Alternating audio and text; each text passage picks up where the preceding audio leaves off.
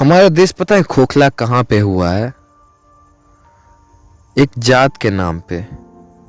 और हर एक इंसान, चाहे वो हिंदू हो, मुस्लिम हो, सिख हो, ईसाई हो, वो ये भूल जाता है कि वो किसी जात का होने से पहले एक इंसान है। और ये एक इंसान का एक फर्ज बनता है कि वो दूसरे इंसान की मदद करे। लेकिन हम लोग यहाँ जातों में बट के या तो नेताओं के टुकड़े में चले जाते हैं या फिर एक सीमा बांध लेते हैं। अगर किसी इंसान की एक सीमा बंध जाए तो वो इंसान कुछ करना छोड़ देगा। अगर किसी इंसान के दिमाग में ये है कि हम इस जात के हैं, तो आप अपने कंट्री के मिनिस्टर को देखो, आप अपने डिस्ट्रिक्ट के डीसी को देखो, डिस्ट्रिक्ट कलेक्टर, एसपी को देखो।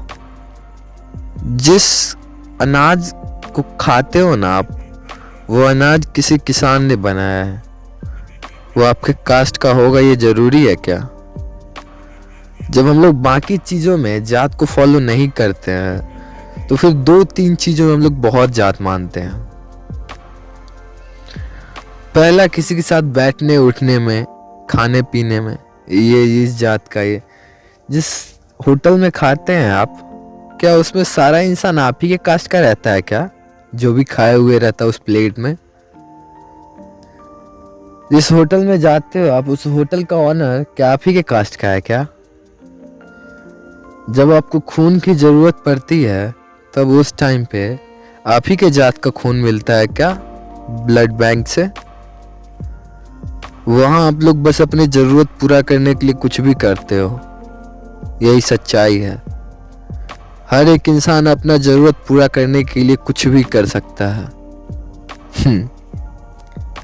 तो बात यही है ना पूरी कि इंसान लोभग्रस्त है और इंसान खुद के फायदे के लिए कुछ भी कर सकता है।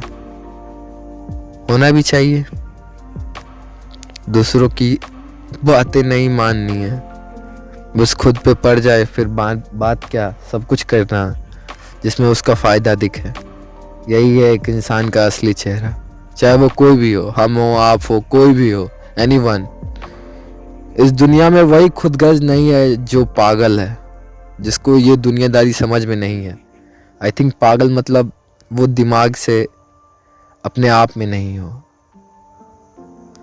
शायद वही निस्वार्थ होगा। अगर आगे बढ़ना रहता है ना किसी को, तो वो जात से आगे बढ़ता है। अब शहर में चले जाइए, कोई भी नहीं बता सकता कि कौन इंसान किस जात का है। तो विकास शहर का हो रहा है। गांव में जात जात करते हैं तो गांव जहां है वहीं पे अटका हुआ है। और वही गांव का बच्चा शहर में जाकर विकास करता है। क्यों? क्योंकि वहां जात नहीं, इंसान को माना जाता है।